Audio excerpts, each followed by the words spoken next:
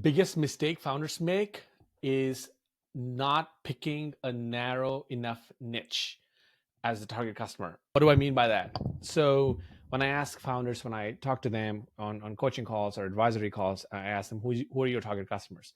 And I'm sometimes baffled because their answers are things like people or professionals or something that's so broad that I'm like, that can't be your target customers, because that's kind of like saying the whole forest, instead of saying what specific tree, right? So here's an example. So a narrow niche is something that's specific, and that's kind of like you can find that the group of people on a forum or on a directory or on a list. If I gave you that narrow niche, the description of that, some intern out there could go to LinkedIn and find 50 leads that fall in that bucket very easily. So for example, Vanderbilt alumni. So I went to Vanderbilt, and Vanderbilt alumni is a narrow niche, right? Because there's a shared common experience, which we all went to this university, and we all have cultural similarities in terms of anchor down, for example, is the phrase that every Vandy alumni would know, right?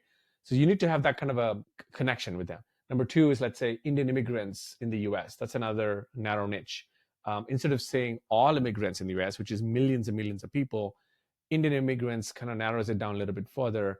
You could even go even further, like niche down to say Indian immigrants who work in tech, which is brilliant as a narrow niche. So you don't want to go too far so that there's only like 20 people in the planet. At the same time, you don't want to have the niche that has 300 million people to get started. Eventually, you can expand the TAM, right? So the way I would visualize this is kind of like a cake, and you gotta slice it at a certain point. Like, what's the wedge, to go to the market?